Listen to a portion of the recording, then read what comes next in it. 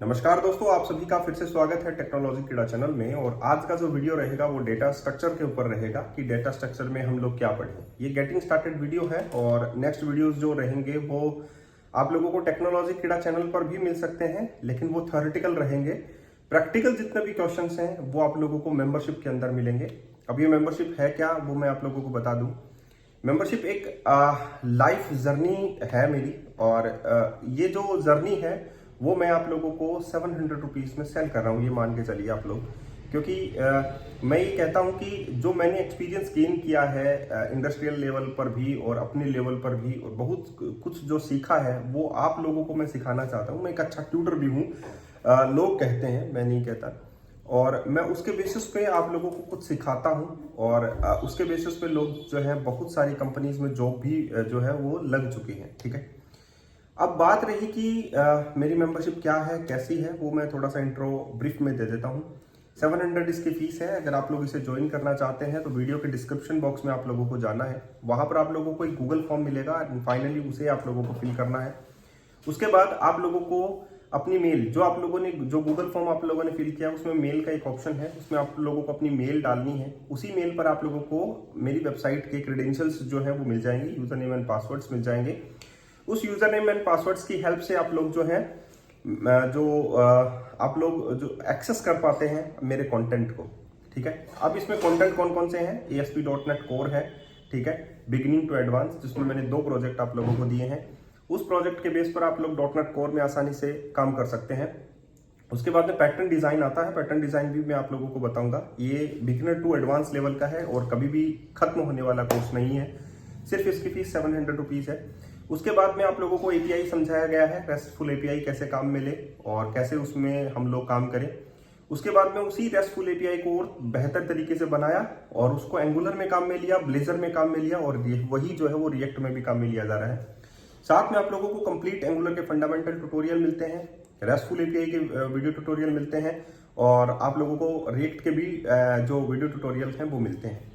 तो यहाँ पर ये फुल स्टैक डेवलपमेंट कंप्लीट हो जाता है। लेकिन यहाँ तक ही ये 700 जो है आप लोगों के खत्म नहीं होंगे।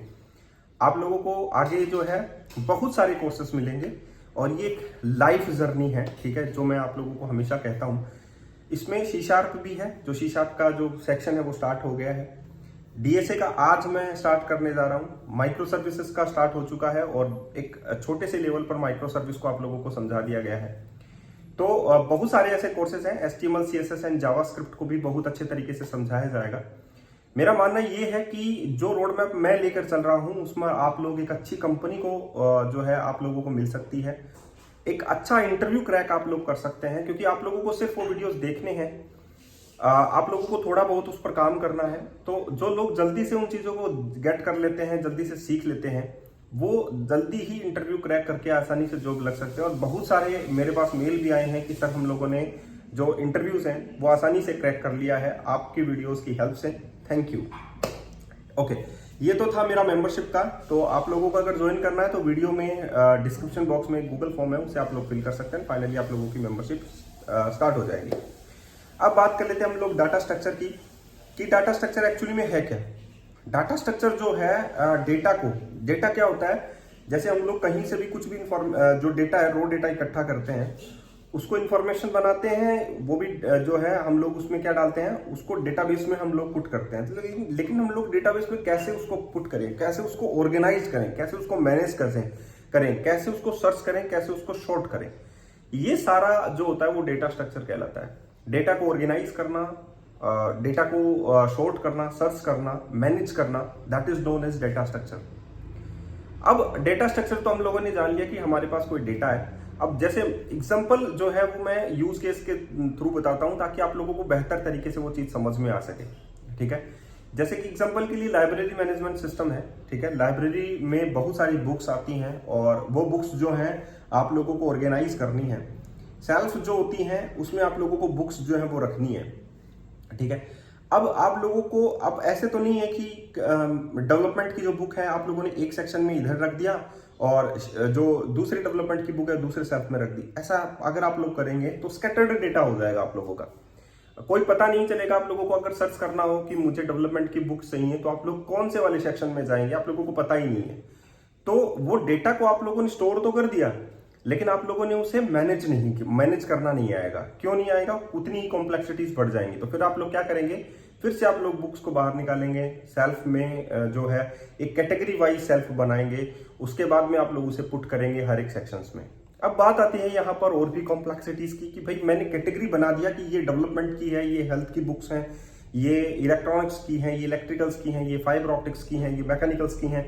तो आप लोगों ने कैटेगरीज तो बना दिया कि ये सिर्फ कंप्यूटर सेक्शन है, उसमें आप लोगों को बुक्स जो है वो डालनी है।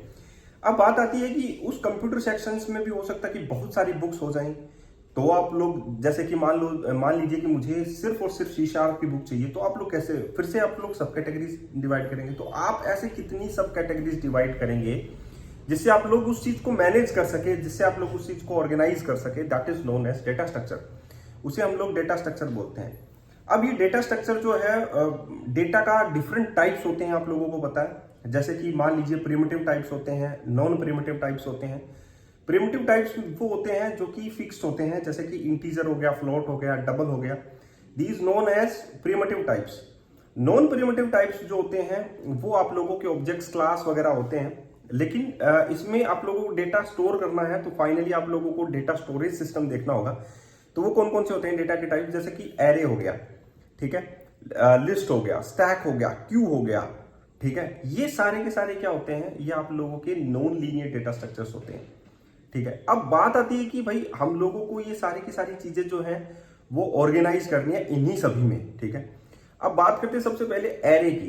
तो एरे के अंदर हम लोग क्या करते हैं, एक इंडेक्स नंबर होता है एरे का, क्योंकि मैं डीप में आगे भी आप लोगों को बाय प्रैक्टिकली बताऊंगा, आप लोगों को पता है। तो एरे के अंदर क्या होता है, एक इंडेक्स नंबर होता है। उसी इंडेक्स नंबर के बेसिस पे हम लोग जो है आइटम, अपनी डेटा जो है वो स्टोर करते जाते हैं। जैसे मान लीजिए कि हम लोगों को बुक्स स्टोर करनी है 0 1 2 3 4 5 6 ऐसे करके एरे में हम लोग बुक डाल सकते हैं।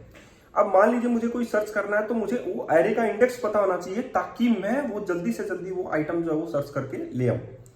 लेकिन आप लोगों का यहाँ पर एक सवाल आ जाता है कि यहाँ पर एरे का बहुत सारे नंबर्स, इंडेक्स नंबर होते हैं, तो उसमें से कौन सा इंडेक्स नंबर हम लोगों को याद करना जरूरी है। अगर ऐसे याद करने लग गए तो फिर तो पता ही नहीं चलेगा कि कौन सा नंबर जो हम लोगों को सर्च करना है, राइट। तो यहां पर सर्च एल्गोरिदम्स आ जाता है कि सर्च बेहतर कौन कर सकता है, ठीक है। बाइनरी सर्च होता है, क्विक सर्च, लीनियर सर्च होता है। तो बाइनरी सर्च, लीनियर सर्च में कौन सा बेहतर है, ठीक है। बेहतर का नाम यहां पर आने के बाद में हम लोगों के पास आ जाती है कॉम्प्लेक्सिटीज। कॉम्प्लेक्सिटीज में हमारे पास दो कॉम्प्लेक्सिटीज होती हैं, जैसे कि टाइम कॉम्प्लेक्सिटी है एंड द स्पेस कॉम्प्लेक्सिटी है। जो कम समय में उस चीज को निकाल कर दे वो उसकी टाइम कॉम्प्लेक्सिटी हम लोग मान के चलेंगे, और जितना कम स्पेस आप लोग मेमोरी के अंदर ले सकें वो स्पेस कॉम्प्लेक्सिटीज होती हैं। अब बात आती है कि हमारे पास यहाँ पर space complexity and time complexities आ गई, तो ये कैसे हम लोग मेजर करें कि यहां पर ये सारी चीजें हम लोग आइडेंटिफाई कर सकते हैं। तो यहां पर हम लोगों को यही चीज जानना है। टाइम कॉम्प्लेक्सिटी में हमारे पास नोटेशंस आते हैं, बिगो नोटेशन जिसको हम लोग बोलते हैं। अगर मैं बिगो नोटेशन ऑफ 1 कर दूं तो इसका मतलब है कि वो मुझे इंडेक्स पता है और मैंने डायरेक्टली उसे फाइंड कर लिया। बिगो नोटेशन n की स्क्वायर अगर मैं वहां पर कर लूं तो उसका मतलब है कि एक इटरेशन में एक दूसरे इटरेशन, एक इटरेशन है जो लूप के थ्रू चल रही है। अगर मैं n log n कर दूं, इसका मतलब इटरेशंस के अंदर इटरेशंस चल रही हैं, तो वहां पर बहुत ज्यादा टाइम लगेगा। तो आप लोगों को ऐसी चीजों को अवॉइड करना है जो ज्यादा इटरेशंस में हो, ताकि आप लोग टाइम कॉम्प्लेक्सिटीज को रिड्यूस कर सकें। यही एक मैटर होता है डेटा स्ट्रक्चर को समझने का। तो यहां पर देखिए एरे है, लिंक लिस्ट है, क्यूज है, स्टैक्स है। अब हम लोग बात करते हैं, जैसे मैंने बताया कि आप लोगों को ये कॉम्प्लेक्सिटीज है, तो एरे का एग्जांपल मैंने आप लोगों को दिया यहाँ पर कि भाई कॉम्प्लेक्सिटीज कहां पर आएंगी। अगर मुझे वो इंडेक्स नंबर पता होगा तब तो ठीक है, नहीं पता होगा तो मुझे कॉम्प्लेक्सिटीज जो है वो बढ़ती जाएंगी। अब बात आती है कि हम लोगों को स्टैक एंड क्यूज का इस्तेमाल क्यों करना चाहिए। स्टैक जो होता है वो लीफो टेक्निक्स के ऊपर डिपेंड करता है। लीफो यानी लास्ट इन फर्स्ट आउट के ऊपर होता है, और क्यूज होता है वो फर्स्ट इन फर्स्ट आउट के ऊपर होता है। ये होती क्या है, कहां पर इसका एग्जांपल देखा जाता है। जब हम लोग टिकट विंडो के अंदर खड़े होते हैं तो हम लोगों को सबसे पहले टिकट उसी को मिलती है जो सबसे पहले आया है, that is first in first out. वहां पर हमारा एल्गोरिदम यहां पर काम करता है। लीफो जो टेक्निक होती है वहां पर कब काम करती है, जब लास्ट इन फर्स्ट आउट का मतलब होता है कि लास्ट जो है वो सबसे पहले आउट होगा।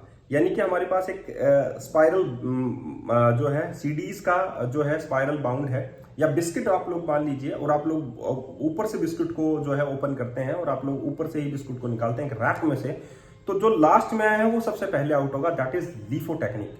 यहाँ पर लीफो टेक्निक आती है। लेकिन कहां पर इन चीजों का रियल इस्तेमाल जो है हम लोग करें ताकि हम लोग इनके ऊपर एक अच्छा इंप्लीमेंटेशन डिजाइन कर सकें।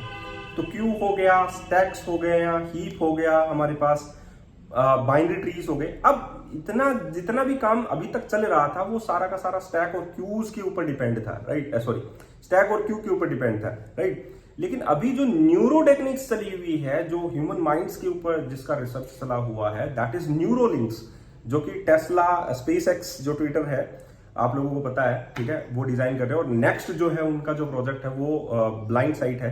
ब्लाइंड साइट मतलब जो अंधे लोग हैं उनके लिए एक चमत्कारी आप लोग कह सकते हैं प्रोजेक्ट है जो उनको विजन देगा, राइट? तो उस पर वो काम कर रहे हैं। और फाइनली मैं यही कहूंगा कि डेटा स्ट्रक्चर को अरेंज करना बहुत ज्यादा जरूरी है। तो डेटा स्ट्रक्चर हर एक फैंग कंपनी में भी पूछा जाता है।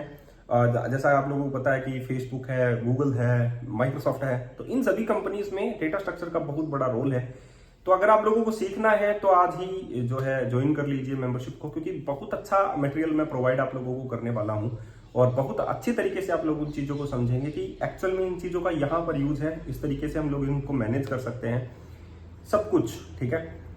टाइम कॉम्प्लेक्सिटीज हैं, आप लोगों का स्ट्रक्चर्स है, डेटा स्ट्रक्चर्स हैं, लिंक लिस्ट हैं, कैसे हम लोग लिंक लिस्ट को ऑर्गेनाइज करें। क्योंकि लिंक लिस्ट का एग्जांपल आप लोगों ने हो सकता है कि बहुत सारे लोगों ने देखा हो, कहीं कुछ लोगों ने नहीं देखा हो, वो भी सीखेंगे।